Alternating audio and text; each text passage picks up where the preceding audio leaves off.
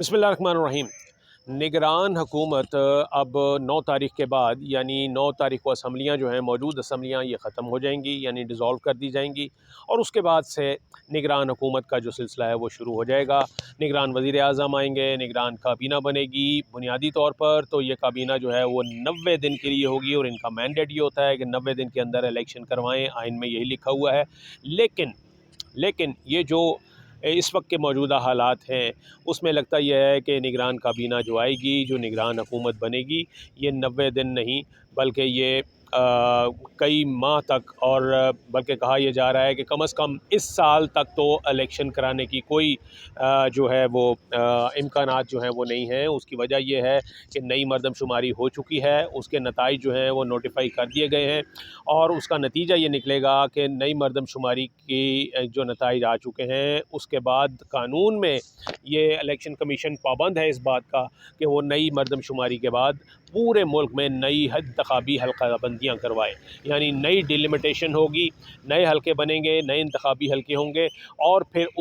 उन नए इंतखाबी हल्कों की बुनियाद पर इलेक्शन होंगे। तो ये वाला जो प्रोसेस होता है ये इसके लिए कम अज़ कम जो कानून में मुद्दत दी गई है वो 4 माह की मुद्दत है, यानी 4 माह जो है वो डिलिमिटेशन होंगे और ये 4 माह जो हैं ये इसलिए होते हैं कि इस दौरान इलेक्शन कमीशन जब नई हदबंदियाँ करता है, नए कॉन्स्टिट्यूंसीज बनाता है तो उसमें फिर उसको वो पब्लिक करता है, फिर उसको उस पर एतराज़ात जो हैं वो तलब किए जाते हैं, एतराज़ात आते हैं, फिर उन एतराज़ात पर फैसला होता है, फिर हतमी फ़हरिस्तें मुरतब की जाती हैं। तो ये 4 महीने का कम अज़ कम 4 महीने का वक्त जो है ये तो कानून में दर्ज है, इससे ज़्यादा वक्त जो है वो भी लग जाया करता है। तो 4 महीने ये और इसके बाद तकरीबन 1.5 से 2 माह का अरसा जो है वो इसके बाद हल्का बंदियों के बाद इंतखाबी शेड्यूल के लिए दरकार होता है। तो ये 6 महीने जो हैं ये तो किसी सूरत जो है इस दौरान इलेक्शन की जो इम्कान है वो नहीं ज़ाहिर होता। इसके अलावा कहा यह जा रहा है कि चूँकि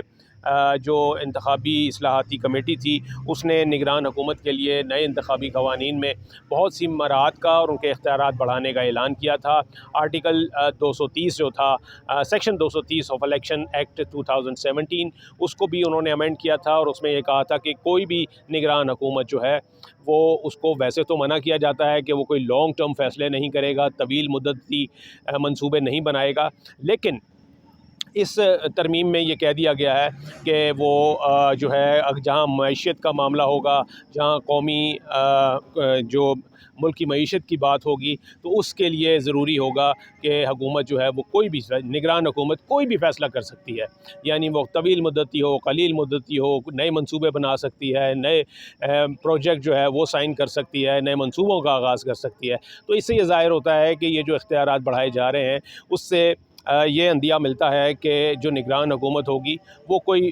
थोड़े अरसे के लिए नहीं होगी, वो 60 रोज़ या 90 रोज़ के लिए नहीं होगी, बल्कि वो उनका जो अरसा है वो काफ़ी आगे तक जा सकता है। और इससे पहले भी ये हुआ है कि जब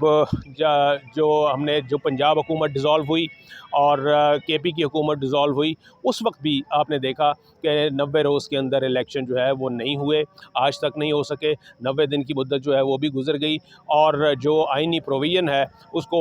नज़रअंदाज किया गया, उसको पामाल किया जा रहा है। तो जो यानी कि जो ज़मीनी हक़ाइक़ होते हैं वो फ़ैसला करते हैं फिर कि जो इंतख़ाबात हैं उनमें कितना अरसा दरकार होगा। इस वक्त की जो सूरत हाल है वो यही बता रही है कि इस साल नहीं बल्कि आइंदा साल ही इलेक्शन हो सकेंगे और वो भी उस सूरत में जब उस वक्त के मौजूद ज़मीनी हक़ाइक़ जो हैं वो इलेक्शन की इजाज़त देंगे।